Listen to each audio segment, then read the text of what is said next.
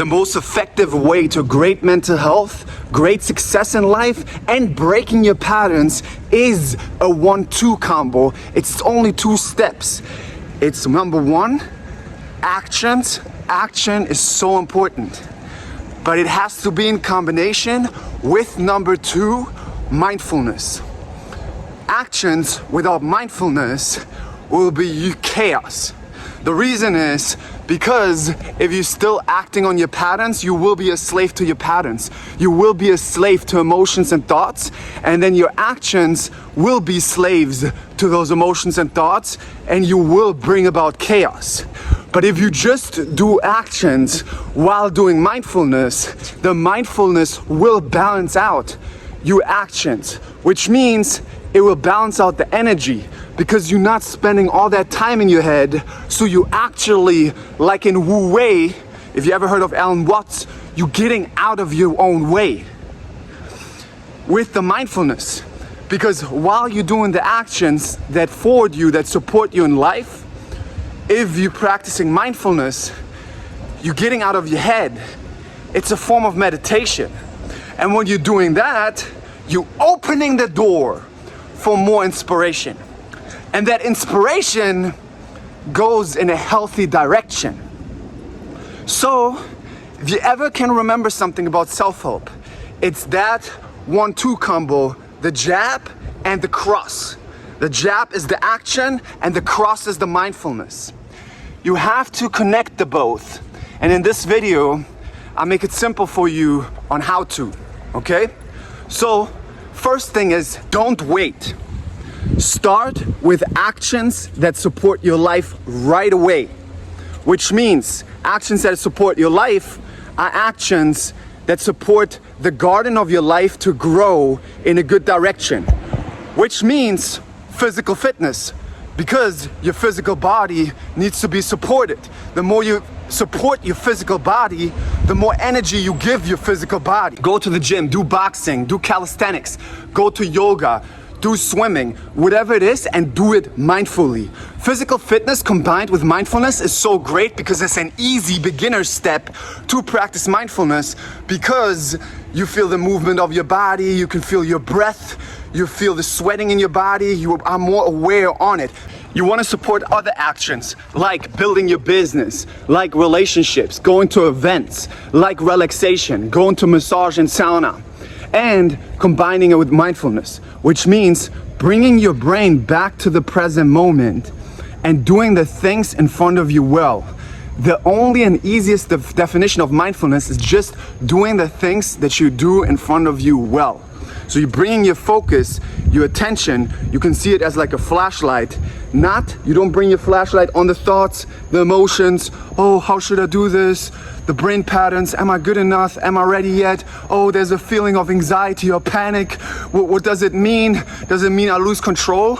All those things is bringing your flashlight back to the patterns, back to the story, back to the voice. You want to bring your flashlight right back to the actions. And the more you do that over the months and months, the less noise you make in your head, and the more you get out of your way, and the more you get out of your way, you get more inspiration while doing the actions on what are the next actions that you want to do, that you're interested in, that you're excited about.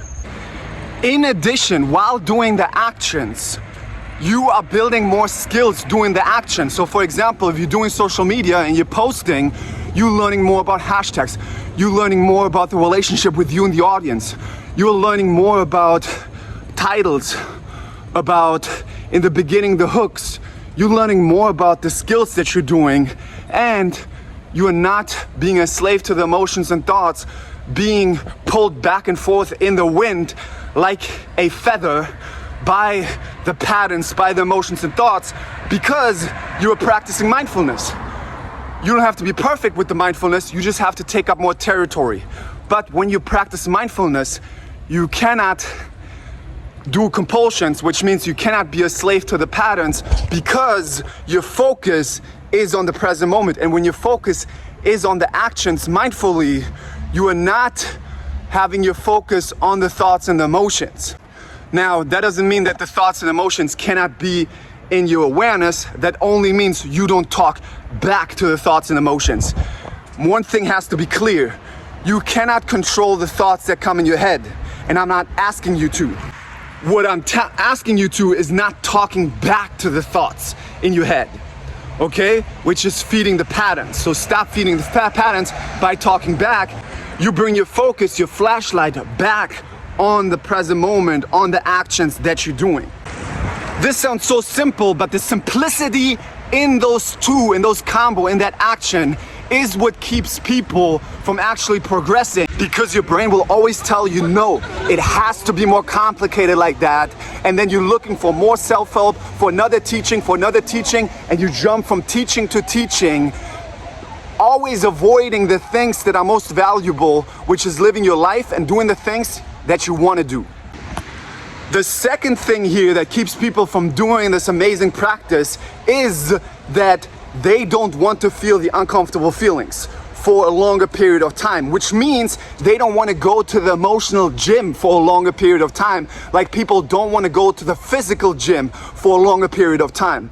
Which means when you go and do the things that you value, when you practice the actions that you want to do, while you practice the actions, because the brain detects, oh, danger, danger, these are things where we might get judged or we might get told that we're not good enough. You don't want to feel those feelings. You don't want to have those thoughts. So you're avoiding then doing the things that you value to not have those feelings and thoughts, which means you cannot develop emotional fitness, which means you cannot create the big emotional space that in the end makes that anxiety so small, because you get bigger and bigger.